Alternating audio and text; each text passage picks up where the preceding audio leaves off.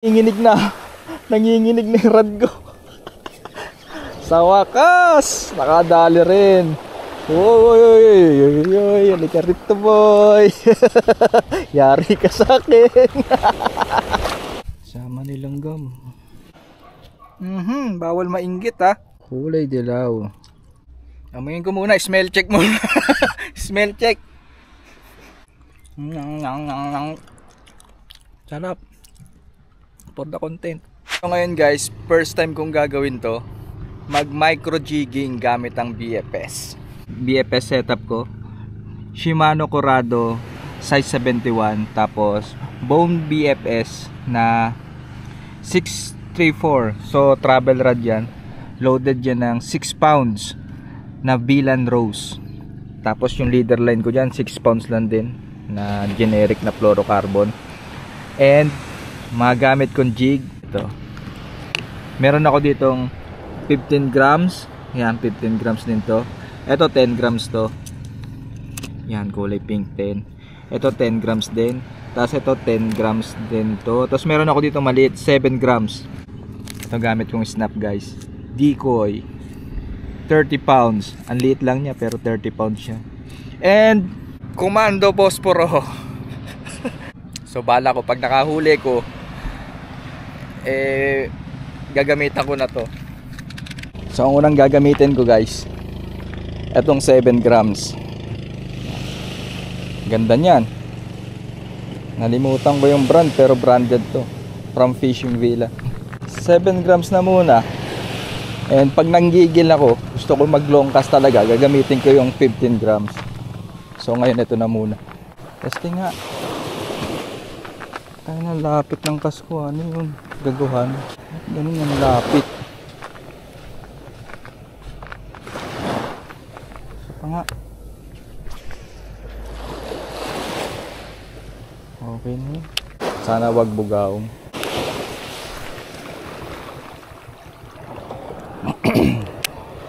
So may nagtanong dati sa akin kung pwede daw bang gamitin ng baitcaster dito sa dagat. Pwede naman. Basta magandang klaseng baitcaster guys. Ito hindi naman gano'ng kagandang klase to, Shimano Corrado. Pero nung binasa ko yung sa website nito, binasa ko yung Corrado, pwede siya sa sa salt water. Pero syempre iingatan ko na malublob or ma-splashan. And pag uwi sa bahay, ipa-flush ko kagad siya, banlawan ko kagad siya ng fresh water. And lagyan ko ulit ng oil. Kasi parang ang hirap i-maintain na to kaysa sa spinning. Kaya dapat talaga doble ingat. Pero na lang kung gagamit ka ng baitcaster na pang dagat talaga. Ito pwede sa salt water to pero hindi siya ganun ka-sealed. Hindi katulad ng trunks, yung trunks, ano ba basa nyo doon? Yun, pang salt water talaga yun. Ay! Ayan, lapit na pala. Ginigid ko pa. Kala ko malayo pa. Yan, lumalayo na. Nakakahuli na to. Lulubogin ko lang yan. Okay na. Okay, wala.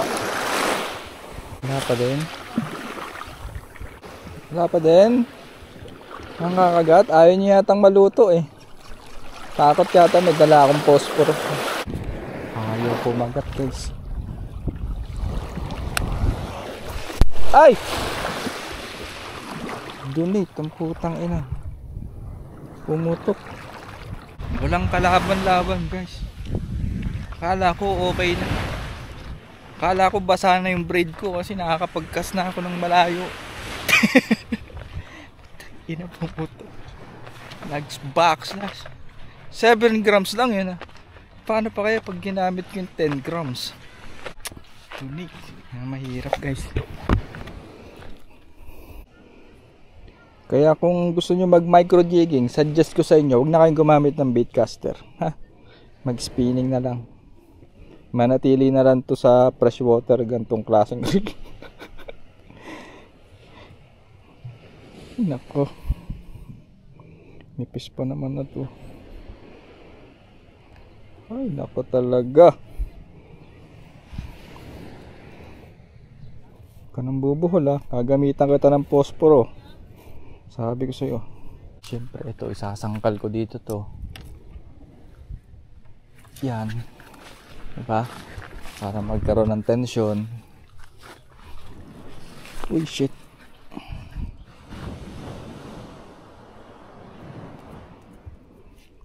Ginat na malupit to, guys. Oops, ganyan lang kahaba. Pwede na.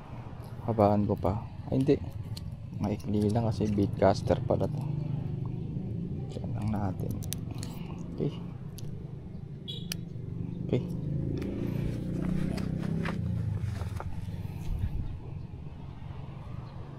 Yan, nagaganyan nyo lang, guys. Oh. Marunong mag-FG-nut dyan. Yan. Oh. FG-nut tutorial, guys. Nakasangkal yung setup. Oh, ganyan lang. Oh. Point. Hindi ako magaling magturo, pero ganyan lang yun. Ikot-ikot mo lang. Ikot-ikot lang yan. Ikot. Ilang ikot? Ano kung ilan ang trip nyo?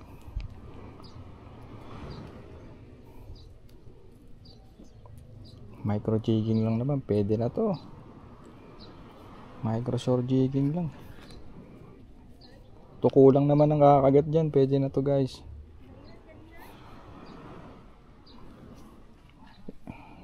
Yan ang nut lang.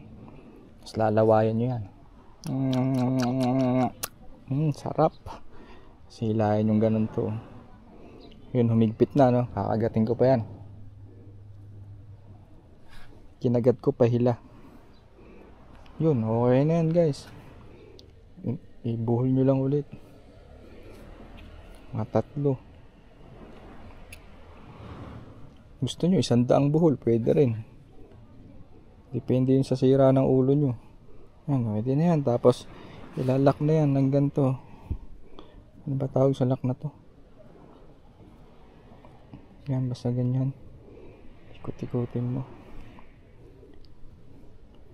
Mga 7 pwede na. Or 100. Depende sa sira ng ulo yan eh. Pwede na yan, bilang-bilang pa. Tapos iikot mo ganun.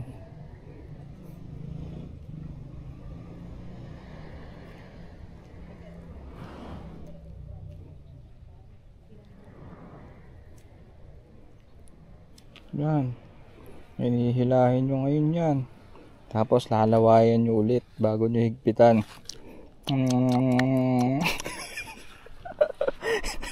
Tapos tatawa ako sa kagaguhan ko. Higpitan yung ganyan yan. Okay na yan. Diba? Bago nyo hilahin ulit na pag testing nyo, inat nyo pa ulit tong braid. To, lagyan nyo lang ng nut siya para meron siyang lock. Bago natin sa gupitin, di ba? Yan o, nakaganon lang siya o. Inat. Yun na yun. O, ngayon testing na natin. O, wala nang kawala tuko dyan. Ups, hindi yan. Ito lang. Muntik na, di ba? Pwede na natin tong kalbuhin kasi maigpit na yan eh. Tapos ito din. Oops, hindi yan. Ayun. Okay, goods. Alam nyo ba guys, yung na-donate, kapresyo niya na tong 5 na to. Branded, di ba? Ba't ka gumagamit ng branded? Eh, syempre, yun ang ano eh. Yun ang maganda eh. Ba't hindi ba maganda to? Maganda rin, pero mas maganda yung branded para ano, mayabang ka talaga. De, joke lang, maganda talaga yun. Kasi ito copy lang to guys eh. Kumbaga, ito hinulma sa mismong jig na. Kumbaga wala siyang ano, yung original niya wala. Hindi, ikakat ko na lang yun, walang kwento yung sinasabi ko. Ang pakinggan, kakat ko yun, walang kwento yun. Wala lang ako masabi. So ito na, 10 grams. Papakita ko lang yan yung gagamitin kong kahoy mamaya. Sisilaban ko yan kasama yung bangka. Okay? Kailangan ko lang mahuli muna ng Kahit anong isda, wag lang bugaong. Malumanay na lang, kuys. Ayoko na ng... Kaso, pag malumanay, nandyan lang. Basahin natin, braid. Or taas natin yung brakes. Talagang mabigat tong kinakas ko.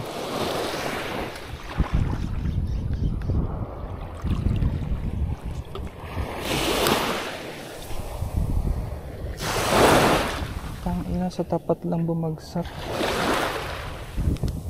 Balik natin sa tree. Kita niyo yan, may lupit. Tapos ayan o, ganyan o.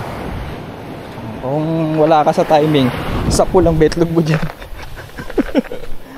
Meron ako nahuli. Uy, mamali. Micro jigging. Nice. Di ba mamali to guys paglaki? Ayan o, mamali yan eh o, mamaling maliit. Threadfin salmon. Ay, dahan-dahan. Masarap kang isda ka pag laki mo.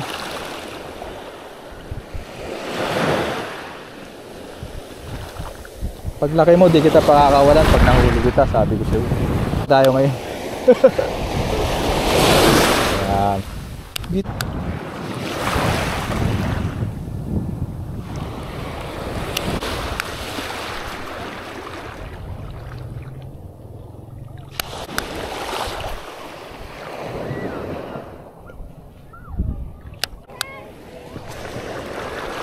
Yan o. Pwede na. Kung bite lang ang pag-uusapan guys, ang daming kumagat sa akin. Hindi sila ma-hook. Kasi madalas yung isda may strike sa buntot eh, no? Wala naman akong treble. And ang sagwa naman pag nilagay ko sa ilalim yan. So may naisip ako guys, buti na lang dala ko yung secret weapon ko. Kaso pag ginamit ko to, hindi na to micro jigging, hindi na to micro shore jigging. Ito ito, di ba? Takas to eh. Bugaong killer to eh. Ito guys oh. Lakas na to. Kahit ganyan ko lang yan iska, nakakahuli ka agad to. Ayun, tuko. Hindi na ako na-excite sa'yo. Pero guys, alam nyo ba, itong tuko, masarap to i-deep fry, diba? Tapos pag tostado na siya, sasawsaw nyo ngayon siya sa Milo. Yun ang ano dito eh, masarap. Tuko and Milo. Yun. Ito naman, kanalas mo na sarili mo. Ba naman, liliit lang nahuhuli ko. Bumuhol pa.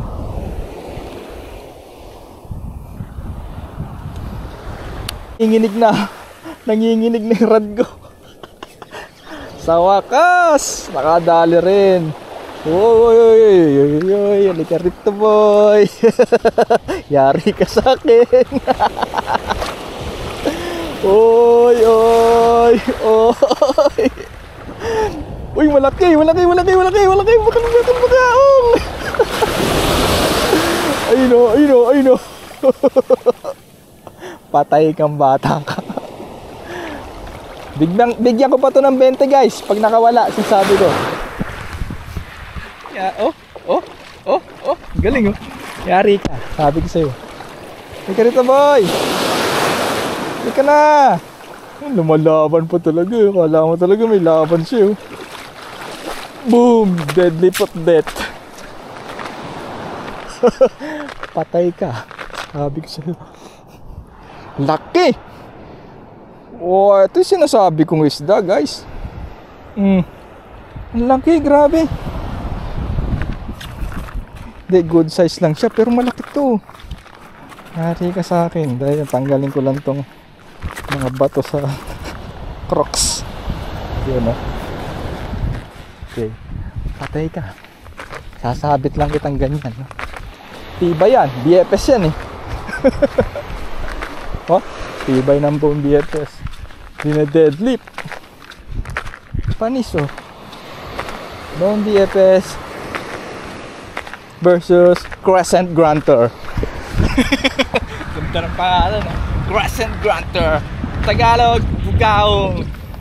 Also known as kumakain ng ebak. Tari ka sa akin talaga, sabi ko sa'yo.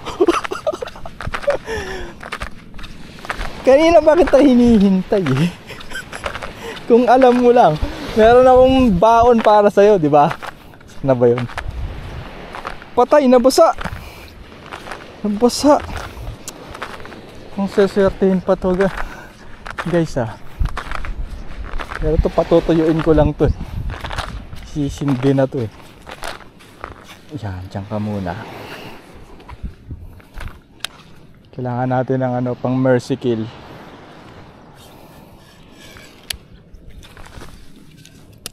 Siguro ito, pwede na to. Mercy kill. Okay, isa pa. Isa pa. Okay, isa pa. Magalaw pa eh. Magalaw pa ba? Siguro hindi na.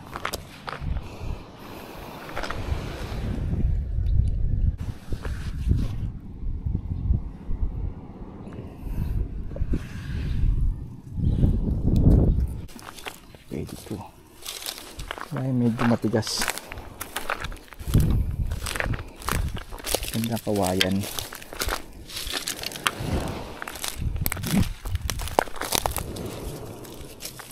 Daming kahoy dito ah.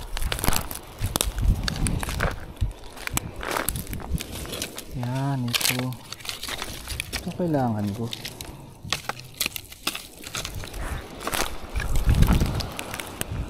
At malayo pa ako ng layo, nasa harap ko naman. Diba? Namimili pa ako, pare-pares lang yan. Pasayo nga sa Italy. Yan, ito na to.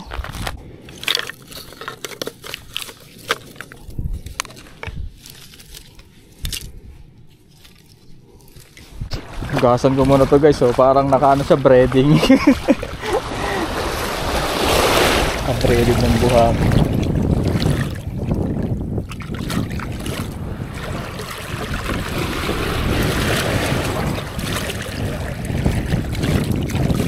Uy, mawala ka pa ha. Ito ng balaking tumakas. Kahit deads ka na, makakatakas ka pa sa akin.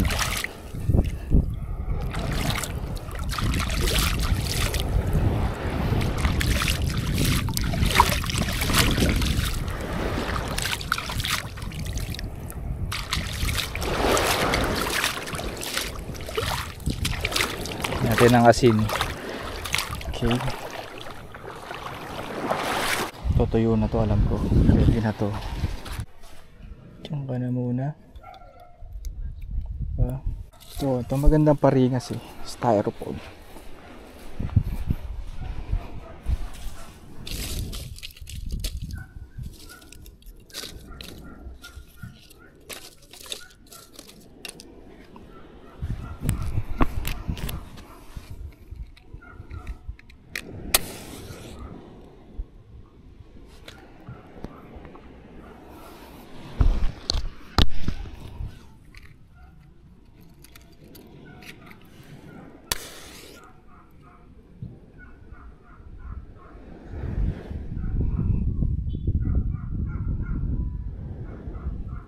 Hindi ka na. Huwag ka na magpa tumpik-tumpik pa boy. Hindi na.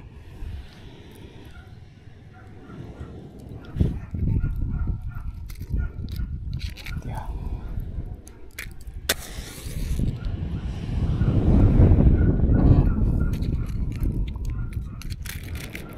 Gawin nating bomba. Ayan yung sumindi ha. Yan.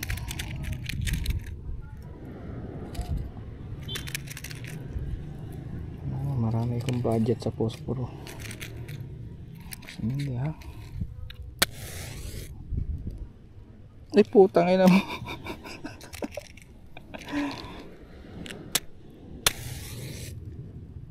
Ay!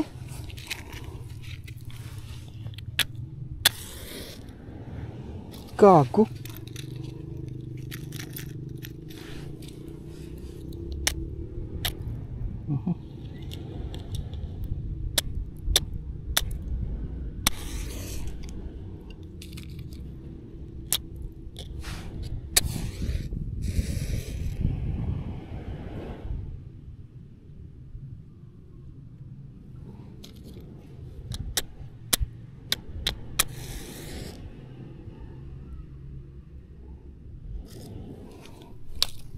Na guys, oh. Masabog na siya.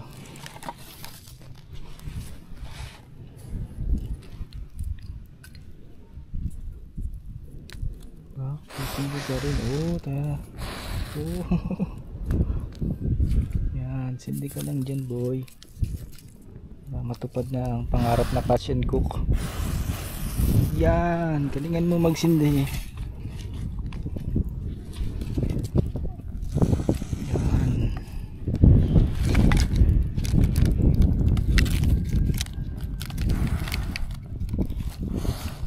Yan.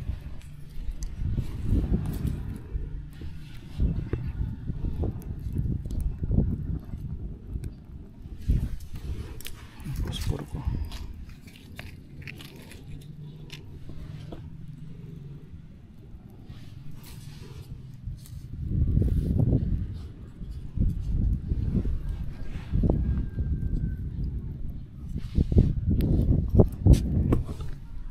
Maluluto na ang aking bugao.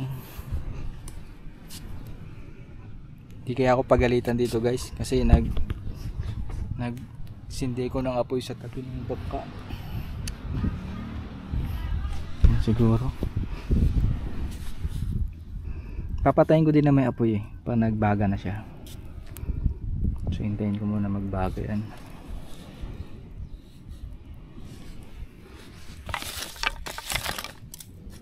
Tama ko na to para malakas-lakas ang baga.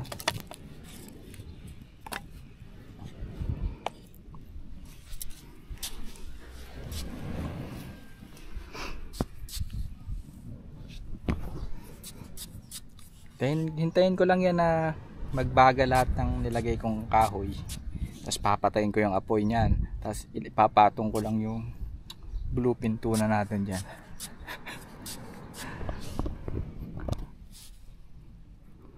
Yan na. Pwede na kaya to? Pwede na to, no? Hintayin muna tayo ng mga 1 to 2 minutes. Sige. Ayan natin siyang mag-apoy talaga. Hindi pwede na to. Dire-diretso na yung apoy niya. Bubuka mo lang ganyan yan guys. Baka saan na yung stick ko?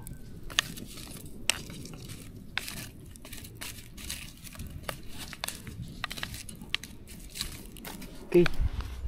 Bugaong. Nilalanggam agad. Nakanto ako naman oh. Hindi sa inyo yan. Sama na ilang gam. Sama na ilang gam. Yun. Bugaong. Catch and cook.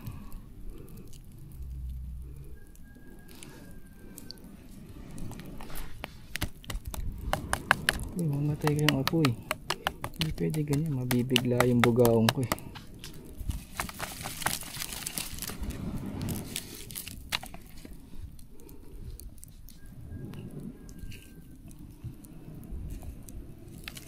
Oh.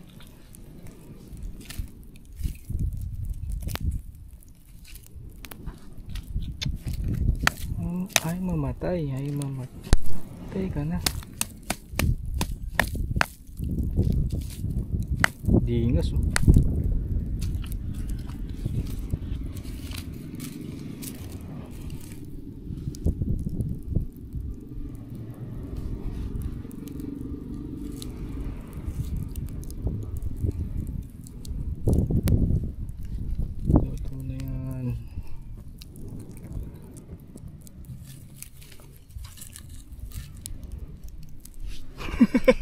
Hindi inihaw to eh. Sinilabang bugaong. Ayan, pumutok tuloy yun. Lumabas tuloy laman. Overcook na. Overcook, lumabas yung laman, no. Kasi ng apoy. Ayan na. Uy. Naman ang toko yan. Lalagyan ng buhangin yung bugaong ko.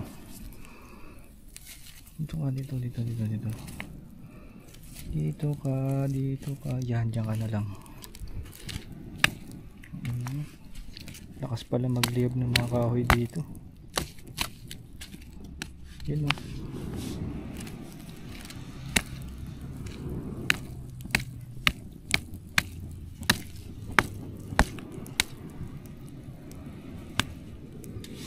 Diyan ka, nanahimig ka ha.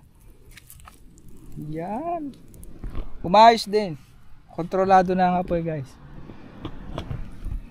Yung bugaan ko medyo nakaremate. Okay yan, no? Sarap niya, no? Yun. Sugat dun sa may bagay talaga. Yan lang. Smoke bugaong.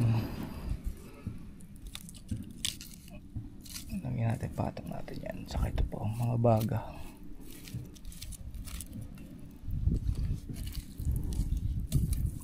Ito liliable ito eh. Maghinanyan mo.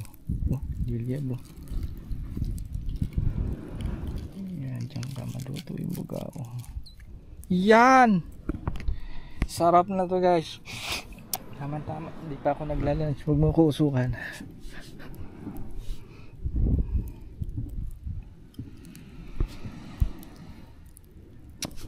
Yan, lupet no? Catch and cremate.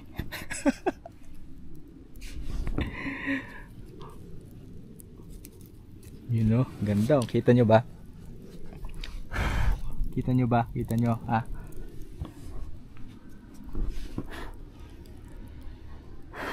Huwag masyado mausok. Baka mamaya sabihin nila yung bangka nila yung nasusunog eh. O baka luto na siya.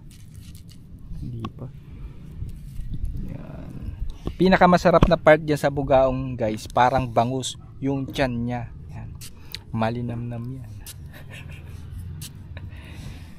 Yung ano, dilaw. Yung itlog. Uy, takino. Tama na nga. Ganito lang pagpatay niya. Pak. Ito pa. Patayin na rin natin ito. Masyado madaming usok ang kailangan.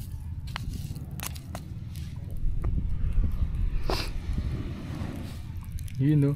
Oh, parang tinapa na siya guys. Oh. Hintayin ko lang yan ng mga 2 to 3 minutes. Okay na yan. Aray ko. So sa tingin ko guys, luto na to. Sa tingin nyo ba luto na? Diba? So ang gagawin ko, itong mga ginamit ko, isasaksak kong ganyan. Hindi ko siya pwedeng isama dun. Baka magliyab yung buong Paluan Mindoro eh. Hiwa-hiwalay lang natin to. Okay. Hiwalay. Then tatabunan ko yan ng buhangin. Tapos ito nalagay ko na siyempre. Tang init. Init to. Diyan ka muna boy. Diyan ka muna. Sabi ko sa iyo. Ayusin ko lang to.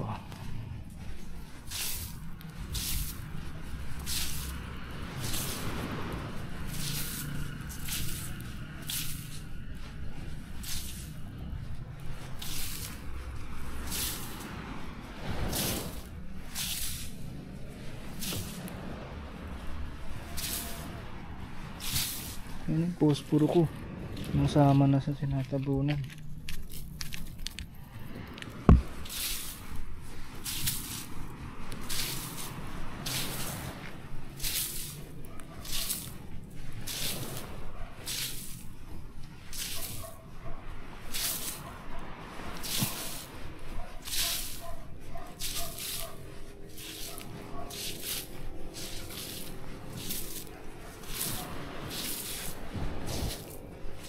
Okay na yan ha. Oh, yan pa oh. Yan pa oh. Oh. Oh. Oh. Dito naman tayo ngayon. Sa final part ng video. Okay. Sabi ko muna to dito. Yan, saka ito. Yan, saka ito. Yan, dito tayo mag-focus. Yun. Ito na guys.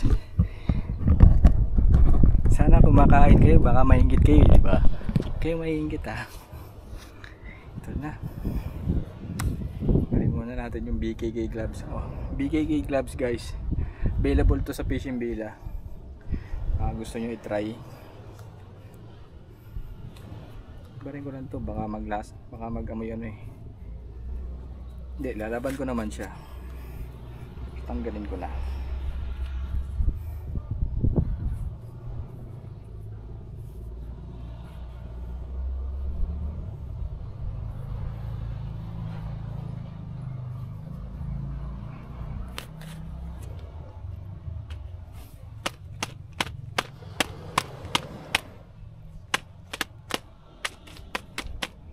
Malinis yung kamay ko guys ha. Pinagpag ko yan. Ang pango ah. Pango. Ito na tayo sa bukas na. You know.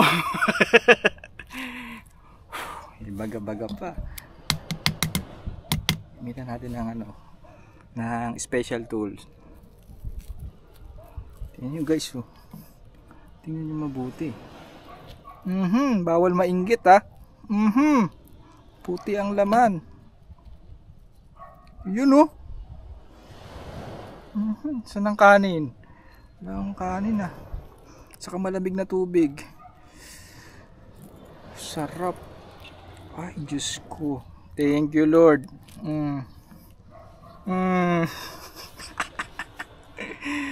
Bigaong. Para makita nyo guys. Bawal mainggit. Panis. Oh. Diba? Special tool. Papakita ko talaga sa inyo kasi ayoko kayong mainggit eh. Dahan-dahan baka mabuksan yung tiyan. Ayan na nga. Ayan na nga, sabi ko na.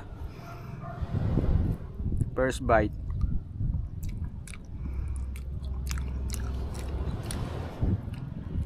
Second bite. Third. Sobrang sarap na wala na ako sa bilang. Lasa siyang ano? Lasa siyang tinapa. Kasi yata nakremate eh. Ayun yung sinasabi ko guys, yung dilaw. Ito masarap dyan oh. Dilaw.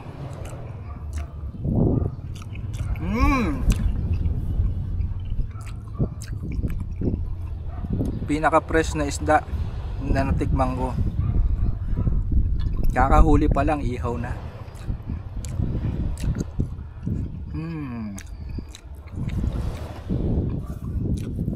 Hindi nyo ito magagawa kung hindi kayo nang huli na isda.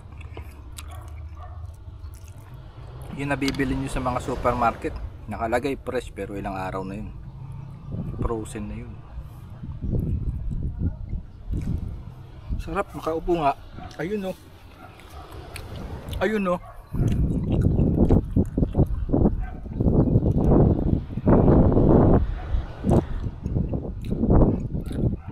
Tignan ko nga sarili ko, baka mamaya hindi naman ako kita sa camera eh.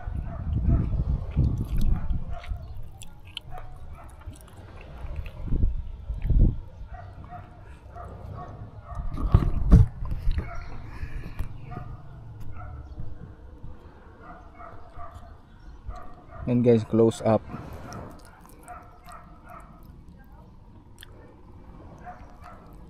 Yan o. May tinik. May tinik guys.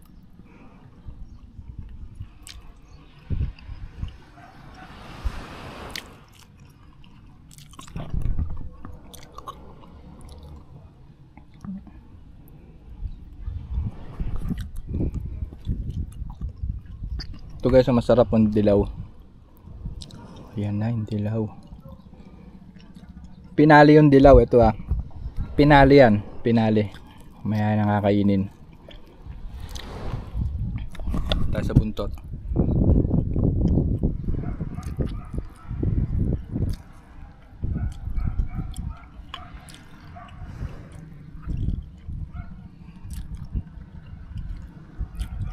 Minamadali ko na, baka nainip na kayo.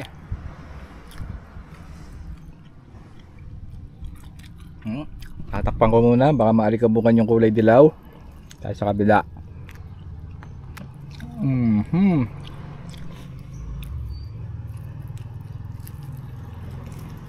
Init to. Uy! Uy! Uy! Kunin natin to.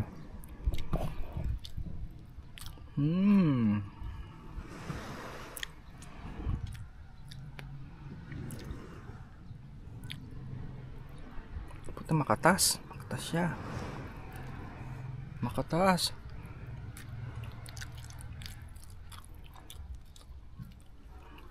Kaya natin sausaw sa buhangin guys.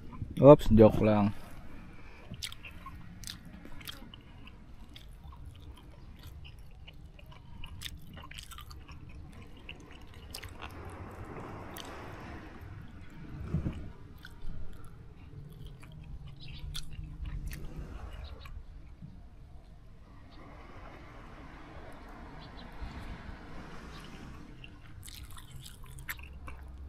Sarap.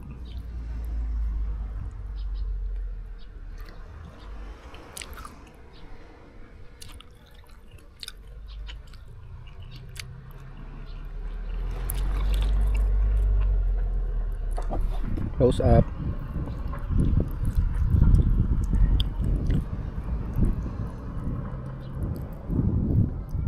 Big bite.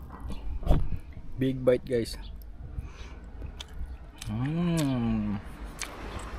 Oh, langaw.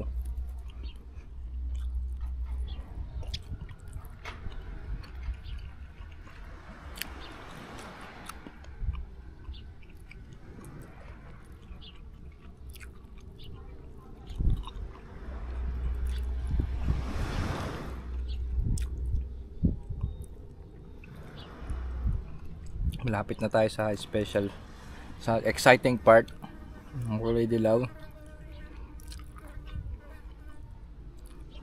Yung langaw excited na. Ang ilang langaw yan, saan na yun? Excited na sa yellow part.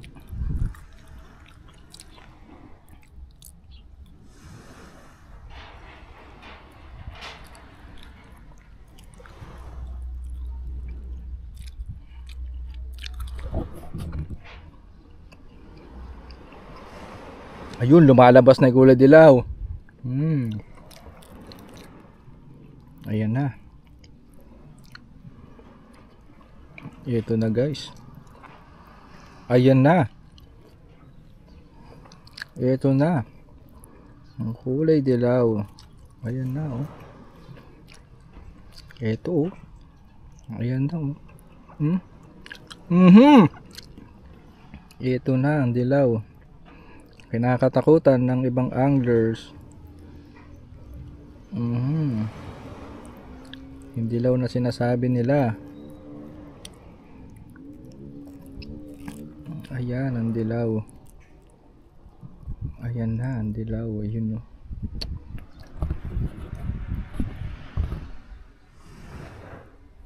Sabi nila, amuyin ko muna, smell check muna.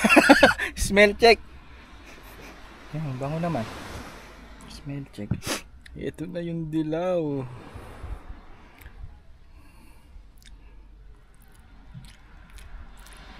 Smell check.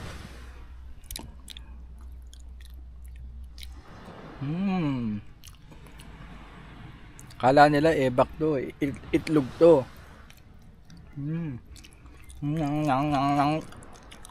Sarap. For the content.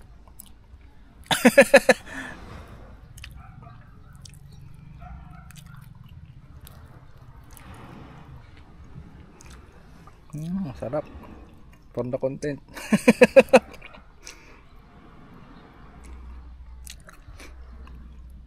Okay guys. Bukod sa exciting part, meron pang extreme exciting part. Extreme na exciting pa. Bubuksan natin yung tiyan niya. Tingnan natin kung ano kinain ng bugaong na to, ha. Gamitin natin special tool. Ito yung tiyan niya. Yung bituka niya guys, oh.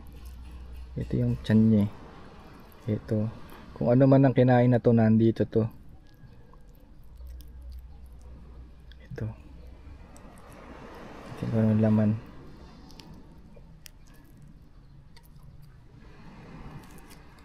Okay. Ayun ang laman, guys. Crabs na maliit. Okay, crabs na maliit to.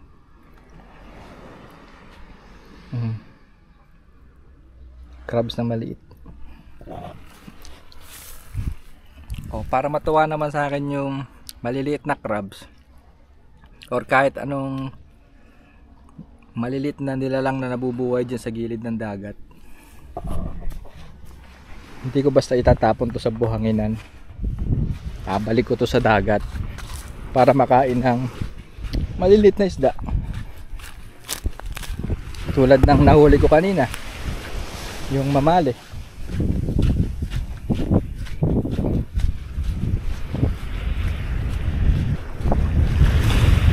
Ito, kakainin to ng maliliit na crabs din. Kahit ano. Yun. Pagpipestahan na yan. Basta may sasabihin ako sa inyo guys.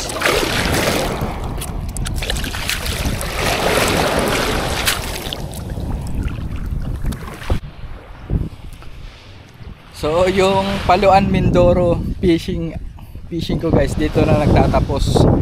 Babalik na lang ulit ako next year. Una ko nahuli dito, bugaong. Natapos sa bugaong din. Enjoy din. And sa punta ko na to guys, hindi ako basta nag-fishing. Inaral ko yung dagat ng Paluan. Nag-Google Earth ako, saka sinukat ko yan, hindi lang ako basta nagkakas dyan.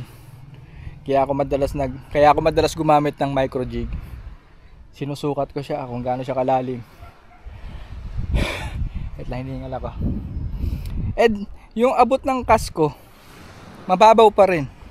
Nasa ano pa rin siya, siguro mataas lang sa akin ng konti.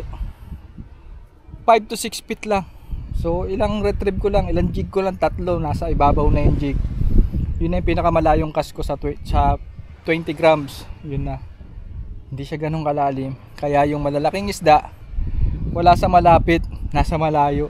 So kung magpipishing kayo dito sa Paluan, pinaka the best option para makahuli ng magagandang isda, mag-boat kayo guys dito. Kausapin yung mga bangkero dyan. Hindi ako nagbo-boat kasi alam nyo naman, wala akong pang fishing sa boat eh. Pero kung ganito kalma, parang gusto ko rin mag-boat kasi wala akong dala na setup para boat jigging, micro jigging, wala. Siguro kailangan ko ng rod na maikli lang, mga 6 feet lang, 5.5, tapos pwede na siguro yung binigay sa akin ni Casey na SW na Stradic size 4,000. Dami ng laman yun. Pepesto lang naman ako dyan sa medyo, hindi naman sobrang layo, nasa loob pa rin ng cove ng Paluan. Nakakahuli na ako ng magagandang isda dyan. And yung nilalakad namin ni Teacher BM, puro ganun lang ang size, puro honeycomb grouper lang, talagang maliliit. Yun lang. And kung gusto namin makahuli ng medyo malaki, kailangan malayo yung cast, malayo. Madagdagan pa yung casting distance ko na sobrang layo, pero hindi ko na kaya yun, kailangan na ng boat. Kung ganito kakalma, oh, sarap mag boat dyan. So yun lang guys. And hindi ko pinupuntahan dito yung fishing spot talaga na shore casting. Doon sa Maril Pier, madami din dyan nagbablog ng mga anglers. Doon ang pwestuhan nila kasi yung part na yun malalim. Alam nyo naman ako more on exploration tayo Saka ayokong pumesto dun, mainit dun. Ayoko sa pier magtagal, mainit. And medyo malayo yun dito sa amin, isang tricycle. Dun yun. Dun. So anyway guys, hanggang dito na lang. Maraming salamat sa sumabaybay dito sa ating Paluan, Mindoro. Paluan Occidental Mindoro fishing. Next na balik ko dito, talaga magre-ready na ako, dadamihan ko ng jig head and papalitan ko na yung setup na dala ko. Hindi na yan, talagang pure aging setup na, ultralight aging, kung ano man dyan, yun ang dadaling ko para sa ganong size na mga isda. And pilitin kong mag setup din ng pang boat para ma-experience ko naman dito sa gitna. Ano lang, micro jigging lang din, micro jigging lang din siya. Tapos isang shore casting na pang malaking isda. Tatry kong abutin yung mga hindi ko naaabot sa setup ko na 862 na medium na Coraday rod. Kapos siguro nagtataas mga 30 to 40 grams na micro jig. Medyo malaking reel, mahabang rod, siguro mga 9.6. Baka dun makahuli ko ng malaki.